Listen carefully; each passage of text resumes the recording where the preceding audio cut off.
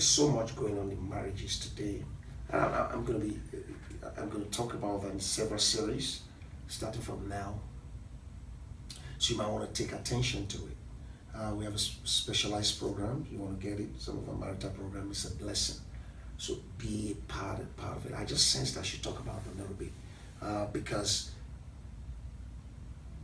you want the country to be great and the whole world to be great. It has to start with an individual, and from an individual, then to the family, then to the church. Then the church will begin to affect the nation. He said, righteousness exalts a nation. Where do you expect to see righteousness? See righteousness in the life of people, in the life of individuals. Righteousness exalts a nation. Sin is a reproach to any people. So it starts with an individual.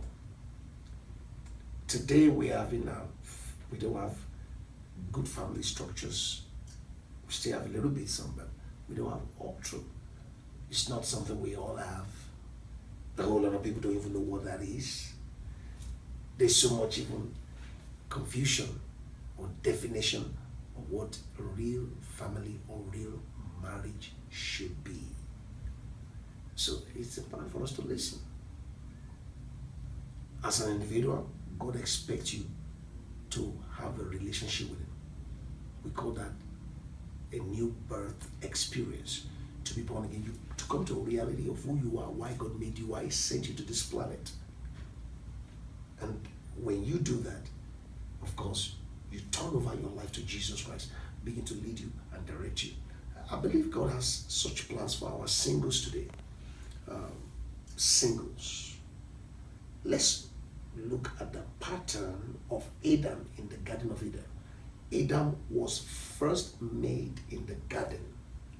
It was the man that God puts there in the garden, and he has assignment for God is to keep and dress or tend the garden. Is to keep the garden and tend the garden. As an individual, do you know the garden that God has placed you? Do you know the mission God has given unto you in that garden? Well, I'll be with you again by God's mercy and grace for the continuation of this message. And you need to know that. Check us out this Sunday, Tuesday, and Thursday. It shall be well with you. Listen to this testimony. Hallelujah. Good afternoon. I just want to thank God for His mercy for my parents and the Lord. 4 quick testimonies. I had a ganglion on my arm that was very noticeable for months now. Every time we'll have Holy Communion, I'll put it on there. Anointing, I'll put it on there. Garments, I'll put it on there. So I thank God it's gone. Hallelujah. I had 4 court cases, well 3 actually. One of them, I went late on purpose, because usually if you go late, the police officer leaves. And luckily he left that day, and they dropped the court case. Second one, they didn't work, but the judge reduced the fine. Now the last one was 5 charges. 2 of them were jailable offenses.